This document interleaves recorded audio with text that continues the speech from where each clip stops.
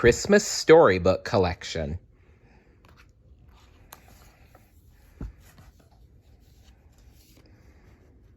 Tangled, Ghosts of Christmas Past.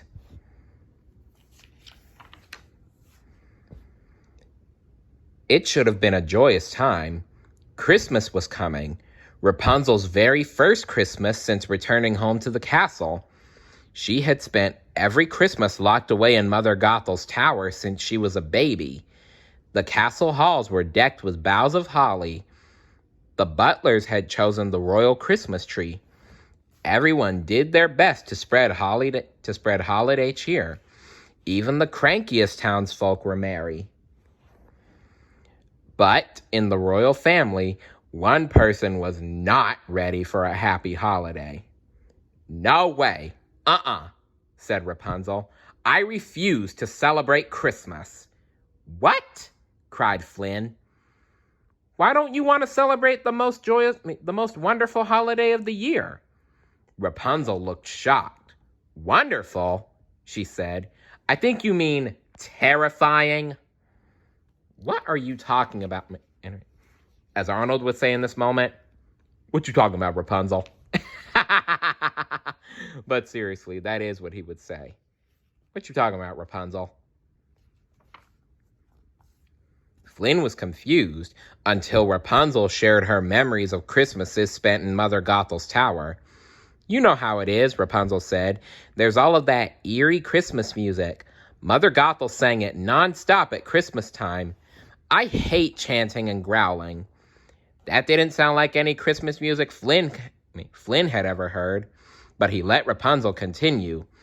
"Mother Gothel used to tell us the tale of Nicholas, the ghostly Christmas elf, how he creeps into children's room on Christmas Eve and steals them away.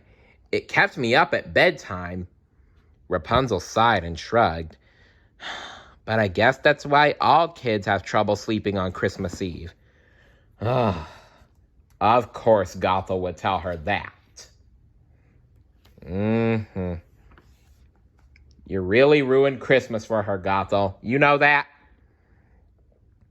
"Actually, no," Flynn said. "That's not what Christmas is like at all." It was clear to Flynn. Mother Gothel had made Christmas sound frightening on purpose. It was just another way she had tried to make Rapunzel afraid of the world outside her tower. Of course she'd do that. Of course. I knew she'd do something awful like that. And it was all just for Rapunzel to... And it was all just so that she could keep Rapunzel's hair so she could stay young.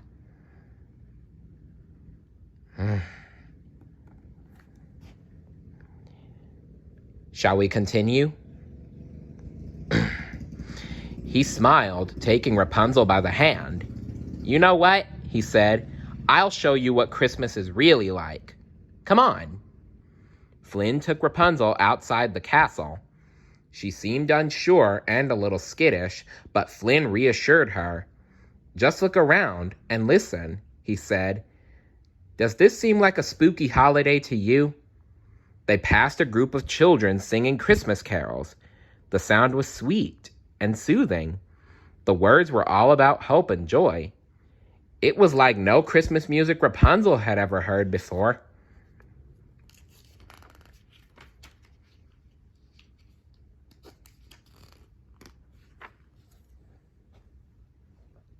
Just then, a small boy ran up to Rapunzel.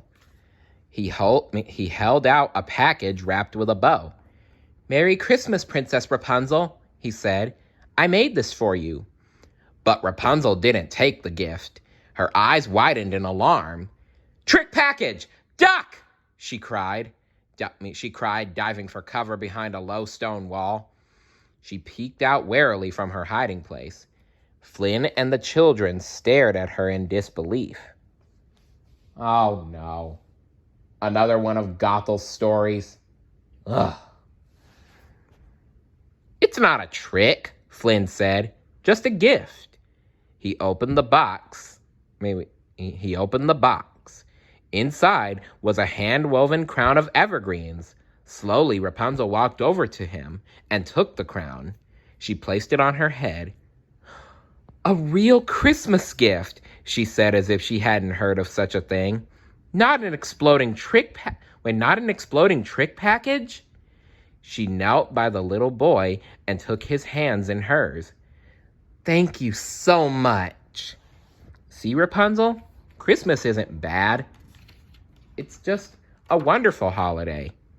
You shouldn't believe everything you told because it could be a lie." Next, Flynn and Rapunzel came across a tree trimming party. Together, the townsfolk were decorating an enormous Christmas tree in the center of the town square. Rapunzel pointed toward the top of the tree. "You need a lot more charms up there," she advised, "if you want to scare off the ghostly Christmas elf." She picked up one of the ornaments. "And I'm not sure these charms are anywhere near scary enough." Flynn took her aside. They're not charms," he explained. "They're ornaments for decoration." Rapunzel looked confused. "Oh? Well, then, how do you keep the Christmas elf away?" Flynn couldn't help laughing. Okay, next lesson. Boy, I love the holidays. I do. Yup, yup, yup. They went back inside the castle, where Flynn read to Rapunzel from several books about St. Nicholas. "Oh, we had this one at the orphanage," Flynn said, holding up a red and green book. "See, St. Nicholas isn't a ghostly Christmas elf. He's a jolly fellow who travels far and wide on Christmas Eve, bringing gifts to all the boys and girls." Flynn showed Rapunzel drawings of a smiling bearded man carrying a sack full of presents. Definitely no kidnapping. Rapunzel and Pascal looked at each other, marveling at the idea. And to think, all those Christmas Eves they spent huddled together by the fire, too afraid to sleep. "You mean children have trouble sleeping on Christmas Eve because they are excited?" she asked. Flynn nodded. "That's right," he said. So now that you know what Christmas is really like, do you think you might be interested in celebrating it this year? For real? For the first time? What's she gonna say? Rapunzel's face lit up. "Yes," she replied and sprang into action. For weeks, Rapunzel lived and breathed Christmas, enjoying everything that the holiday season had to offer, everything she had missed out on while living in the tower. In the castle kitchen, she helped bake dozens and dozens of Christmas cookies. Cookies. That would be Cookie Monster's favorite part of Christmas, right? Anyway, she learned every word of every Christmas carol she had never heard before. One of my favorites is "Deck the Halls." She decked every undecked inch of hall with garlands and ribbon, and for the first time, she made beautiful, not spooky, Christmas ornaments. Finally, she wrapped handmade gifts for each member of her family. She could hardly wait until Christmas to see them opened. She even made one for Pascal. Nice. By the time Christmas Eve arrived, Rapunzel was exhausted, but very, very happy. Her family gathered to celebrate around their Christmas tree. Rapunzel's father, the king, proposed a toast. "For years, our hearts have not felt whole at this time of year, because an important part of them was missing." He smiled at Rapunzel. The queen raised her glass and added, "But now, for the first time since you were born, Rapunzel, this holiday is a joyful one, for all of us." Rapunzel couldn't agree more. Surrounded by her warm, loving family, in front of the crackling fire, she could not imagine a better Christmas. Yes, Christmas is a wonderful time of year. Rapunzel sighed happily and flopped down next to Flynn on a cozy settee. "Thank you for all of this," she said. "I should really be thanking you," Flynn admitted. "You know, this is my first Christmas with a real family. All those years in the orphanage, I knew what Christmas was supposed to be like, but it somehow never felt that merry. Until now." Flynn and Rapunzel sat together in front of the fire, waiting for Christmas to come. But before long, Rapunzel fell asleep. Flynn smiled. After all those spooky, sleepless Christmas Eves in the tower, Rapunzel had certainly earned a peaceful holiday. It had been a wonderful Christmas Eve, and there would be many more like it for years to come.